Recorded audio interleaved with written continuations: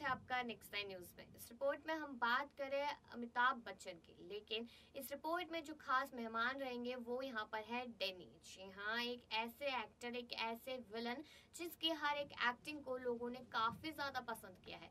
अगर वो normal acting भी करते थे, यानी कि खुश मिजाज वाला जो अदा निभाते थे, उसके साथ साथ ही वो विलन का रोल निभाते थे, तो लोगों को दोनों ही तरीके का रोल उन्हें बहुत ज्यादा ही पसंद आता था। लेकिन इस रिपोर्ट में तो हम यहाँ पर ये बात करेंगे कि आखिरकार डैनी ने अपना नाम क्यों बदला था और कौन था इसके पीछे जिसने डैनी को अपना नाम बदलने पे मजबूर कर दिया था। और इसके साथ साथ अमिताभ बच्चन के साथ भी वो फिल्म करने से काफी ज्यादा घबराते थे, लेकिन उनकी फिल्म अग्निपथ जब आई तो उसके बाद उनको ये एहसास हुआ कि शायद मैं इसी वजह से ये फिल्म नहीं करना चाहता था। लेकिन इसके साथ साथ बता दें कि डैनी का जन्मदिन भी है और इस बात से पूरा बॉलीवुड काफी ज्यादा खुश भी है, क्योंकि उन्होंने लगातार ऐसी फिल्में दी है जो हर एक किसी को बहुत ही ज्यादा पसंद आई है। तो आप इस रिपोर्ट में ये चीज जरूर जानिएगा कि आखिरकार डैनी ने अपना नाम क्यों और किसकी वजह से बदला, और साथ ही अमिताभ बच्चन का यहाँ पर क्या रोल था। बता दें कि बॉलीवुड में दमदार खलनायक के रूप में पहचान बनाने वाले डैनी ने अपने करियर में कई बड़ी हिट फिल्मों में अपने जबरदस्त अभिनय का लोहा मनवाया है। डैनी ने लगभग 5 दशक तक हिंदी फिल्म इंडस्ट्री में काम किया है। उन्होंने धुंध, द बर्निंग ट्रेन और अग्निपथ जैसी सुपरहिट फिल्मों में खलनायक की भूमिका निभाई है। डैनी के अभिनय को दर्शकों द्वारा काफी सराहा जाता था, लेकिन एक ऐसा समय भी था जब डैनी को अपने नाम की वजह से काफी परेशानी होती थी। डैनी का असली नाम शेरिंग फिंटसो डेज़ोगप्पा है। उन्होंने अपना नाम बदलने की सलाह किसी और से नहीं बल्कि जया बच्चन से ली।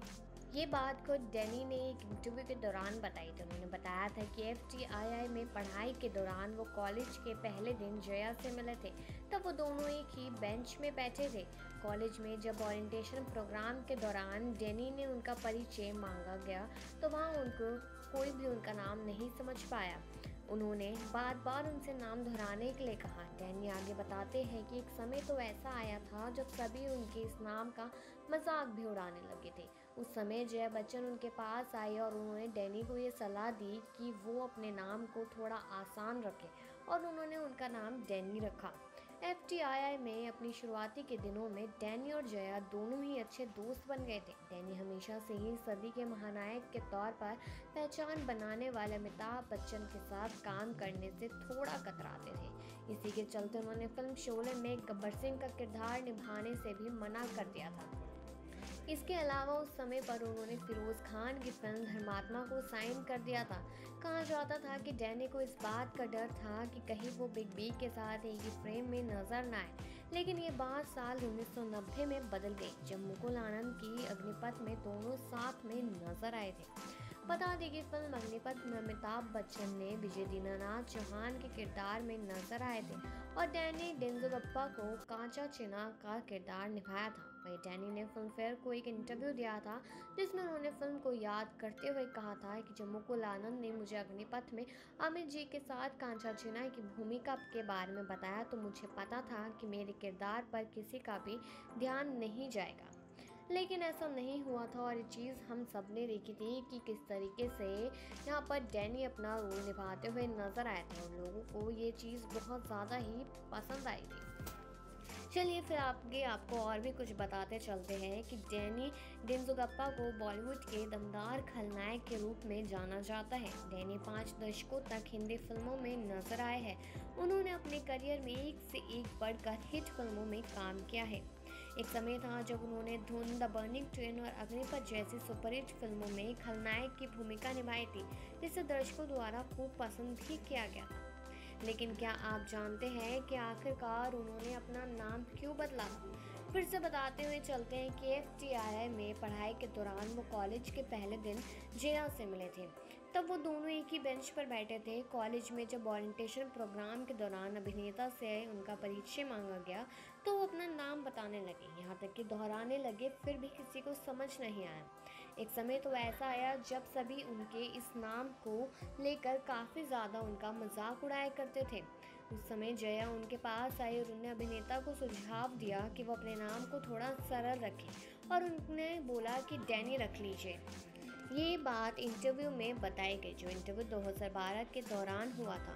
डैनी और जया एफटीआई में अपने शुरुआती के दिनों में ही अच्छे दोस्त बन गए थे। डैनी हमेशा अभिनेता अमिताभ बच्चन के साथ काम करने को लेकर थोड़ा कतराते थे। यहाँ तक कि डैनी ने फिल्म शोले में गब्बर सिंह का रोल भी मना कर दिया था, क्योंकि उन्होंने पहले ही फिरोज खान की फिल्म धर्मात्मा के लिए साइन कर दिया था। कहा जाता है कि इसी डर डैनी ने बिग बी के साथ काम नहीं किया और कहीं वो एक ही फ्रेम में बच्चन के साथ नजर ना आ जाए। लेकिन ये बात साल 1990 में बदल गई, जब मुकुल आनंद की अग्निपथ में दोनों साथ नजर आए।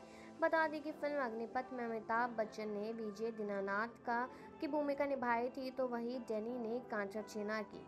वही डैनी ने फिल्म फेयर को एक इंटरव्यू दिया जिसमें उन्होंने ये चीज़ भी बताई थी। साथ ही साथ बता दें, गौरतलब है अग्निपथ धर्मा प्रोडक्शन के लिए एक व्यावसायिक सफलता नहीं ला पाई थी, लेकिन इतने सालों के बाद आज भी फिल्म सबको याद है। वही इस फिल्म के जरिए अमिताभ बच्चन को अपना पहला राष्ट्रीय फिल्म पुरस्कार मिला था।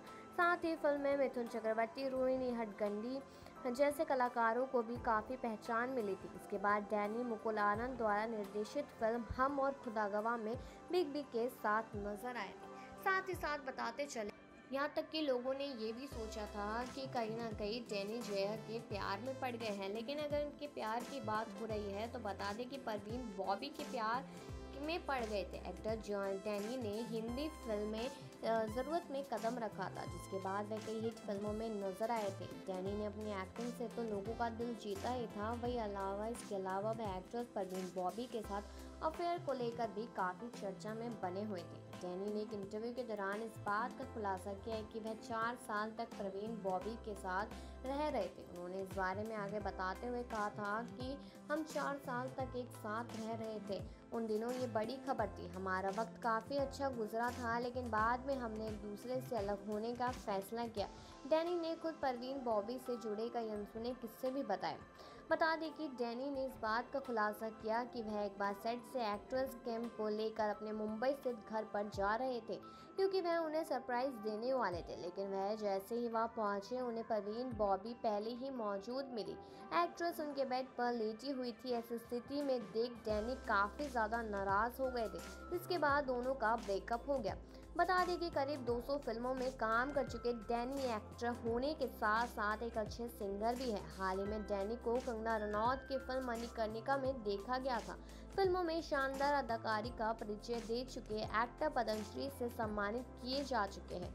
फिल्मों के अलावा डैनी ने टीवी शो में भी काम किया है। जी हाँ, साथ ही साथ बता दें कि भले ही कुछ भी उन्होंने अपनी ज़िंदगी में देखा हो, लेकिन जो नाम बदला था वो तो सिर्फ जया बच्चन की वजह से ही बदला था। भले ही अमिताभ बच्चन के साथ काम करने से काफ़ी कतराते हो, लेकिन फिर भी अपनी ज़िंदगी का इतना बड़ा फैसला लिया तो सिर्फ और सिर्फ जया बच्चन की वजह से ही।